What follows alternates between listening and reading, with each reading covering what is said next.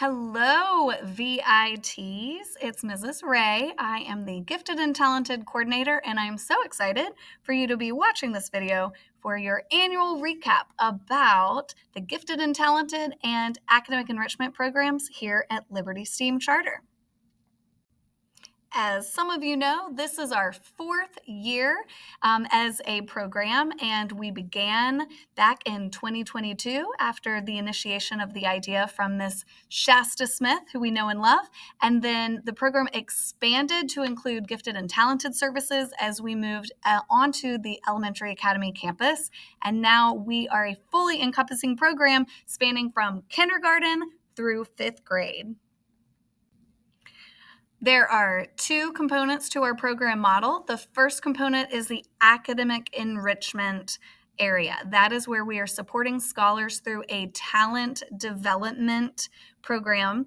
And in that, we're supporting them as they're on their journey toward a possible gifted and talented identification. And then the second area that I support scholars is once they are identified, as gifted and talented by the state, I ensure that we are following the program model and service requirements to meet their needs. We identify scholars for academic enrichment groups based on local population norms at the primary academy, and then all the way around, it's using current testing data. So at the primary academy, we get kind of guarantee that top 3 percentile, and then local population norms means that if as a grade level the group is performing high, right, then I might only pull within that top 3%, and we'll start to use markers for that. But there have been years where we used local population norms and we went into the lower percentiles.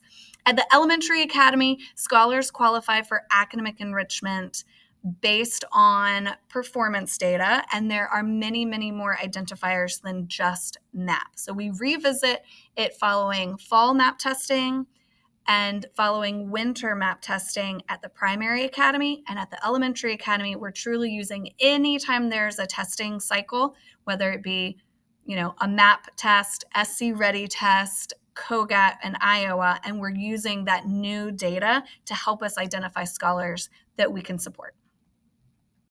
So, are you wondering what I do with our academic enrichment scholars? Okay, I'll let you know.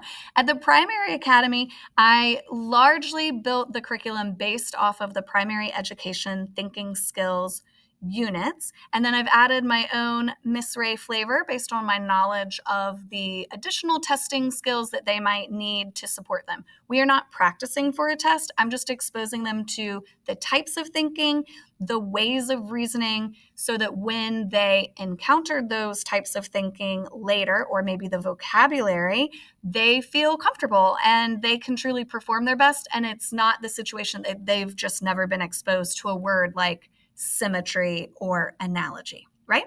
Okay, and then second grade, the curriculum is slightly different. I'm using the Brain Boosters curriculum with a few additional Miss Ray tweaks and, extra seasoning, if you will, just to support that and help it to be as robust as possible.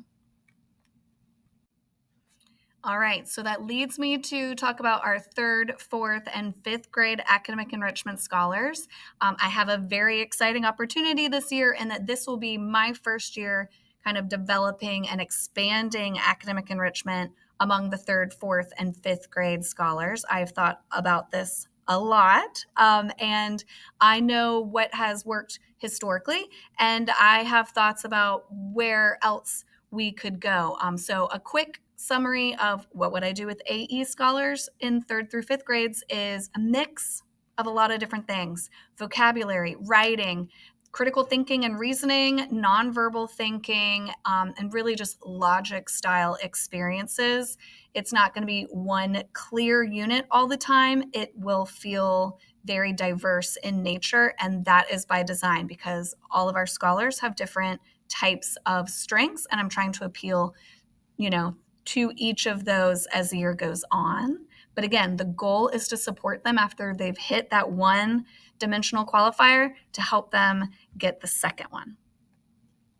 I moved. Okay. Whew.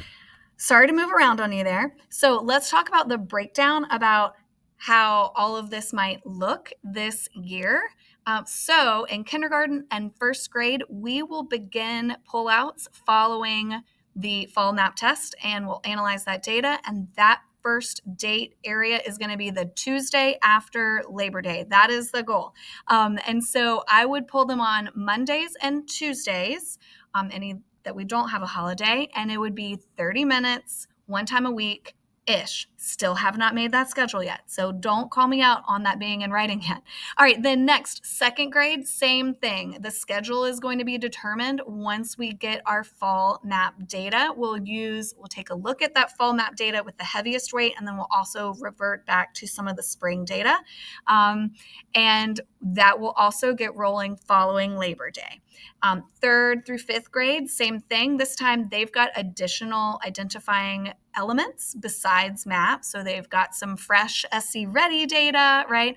Map testing, and some of them have previous identification qualifying data points from Iowa and COGAT.